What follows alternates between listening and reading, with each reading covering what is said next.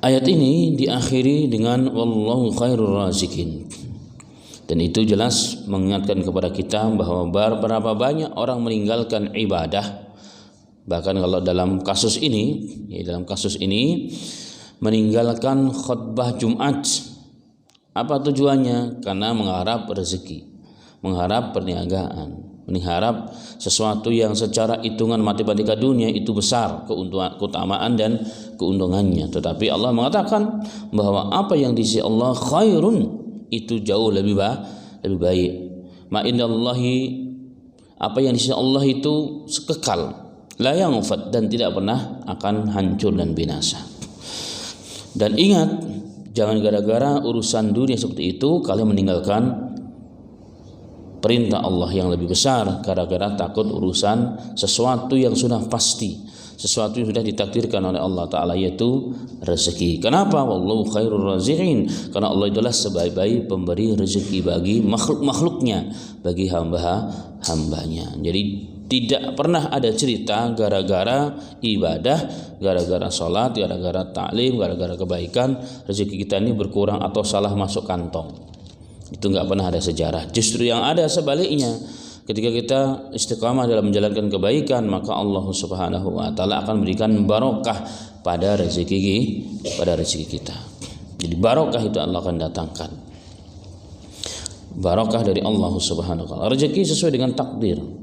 Ar-rizqu hasbat takdir au biqadri takdir. Rezeki itu sesuai dengan takdir. Sedangkan bertambahnya rezeki itu bertambah barokahnya dari sisi Allah Subhanahu wa taala. Kenapa?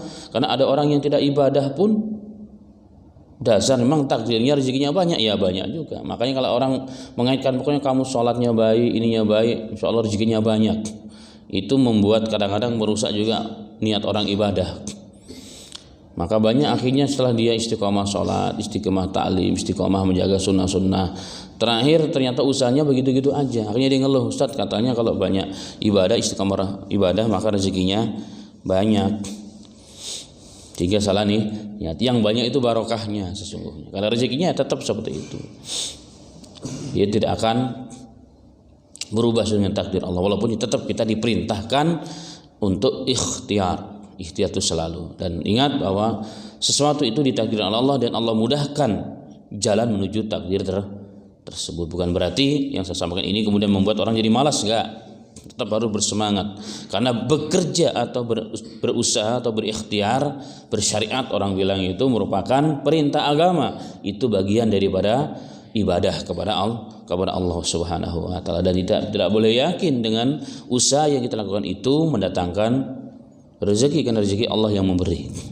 Maka kita jadi musyrik. Sehingga apa yang terjadi hari ini, banyak orang merasa dengan usahanya, kepandiannya, modal yang dia tanamkan menjadi banyak, akhirnya dia meyakini dengan usaha yang dilakukan itulah rezeki itu datang. Maka ini jadi apa? Jadi musyrik. Maka Allah mengingatkan, wallahu khairur raziqin. Allah itu sebaik-baik memberi rezeki. Allah memberikan rezeki kepada hamba-hambanya, walaupun memang menjadi sunnatullah. Biasanya orang yang malas itu rezekinya memang takdirnya begitu, jalannya begitu sempit sedikit. Tapi orang yang gigih bekerja, umumnya sunnatullah secara umum itu biasanya Allah berikan kemudahan. Jadi, kalau di Indonesia kenapa kita terutama dalam urusan bisnis dan ekonomi kalah ya dengan teman-teman kita dari luar? Dalam bab ini dari orang Cina atau Tionghoa, karena mereka dari sisi ini lebih luar biasa. Kita harus belajar dengan mereka dalam bab ini. Mentang-mentang kita orang pribumi, akhirnya apa? Malas, kita merasa ini tanah airku. Orang yang berusaha tempat kita dianggap penjajah. Nah akhirnya apa? Kita kalah bersaing. Nah, ini babnya beda ini. Di bab etos kerja itu memang Islam sangat menganjurkan. Tapi tidak boleh dengan kerjaan itu kita yakin itu menjadikan kita musyrik. Maka bab ini adalah dalam ayat ini juga pelajaran tentang akidah. Sehingga dalam hadis Nabi Muhammad sallallahu alaihi wasallam, Rasulullah sallallahu alaihi wasallam pernah bersabda, Allah berfirman, bagaimana nih hambaku, aku yang menciptakan mereka, summa ya'budu ghairi, kemudian dia menyembah selain aku yang menciptakan mereka, aku yang memberikan rezeki kepada mereka, ternyata setelah itu dia menyembah selain aku bisa secara real menyembah batu, menyembah berhala, menyembah ini, menyembah itu juga menyembah selain Allah, atau menyembah dalam arti maknawi, yakin dia, iktimad dia kepada selain Allah, kepada tokonya, kepada perdagangannya, kepada bisnisnya, kepada investasinya, itu juga bagian daripada kesyirikan yang tanpa kita sadari, dan ini yang berat. Ini yang berat. Hari ini zaman yang serba modern ini jarang orang nyembah batu secara real, tapi secara akidah, secara keyakinan banyak orang yang menyembah selain Allah.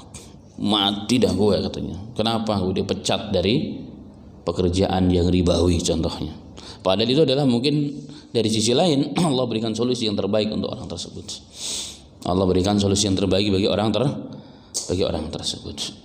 Nah, ini ma'asyiral muslimin, banyak hal-hal yang memang kemudian tanpa kita sadari kita sesungguhnya juga musyrik kepada Allah. Maka Allah mengingatkan dari hampir 15 abad yang lalu, mengingatkan tentang bab rezeki.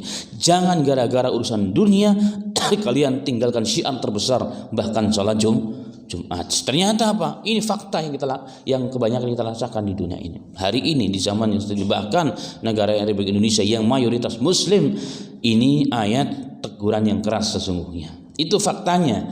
Berapa banyak hari ini orang yang meninggalkan sholat Jumat, bahkan yang sepekan sekali, gara-gara apa? Urusan pekerjaan, takut dengan rezeki. Kebetulan lagi siang banyak-banyaknya pelanggan, banyak-banyaknya orang yang datang kepada kita. Subhanallah. Ini juga teguran dari Allah Subhanahu wa taala.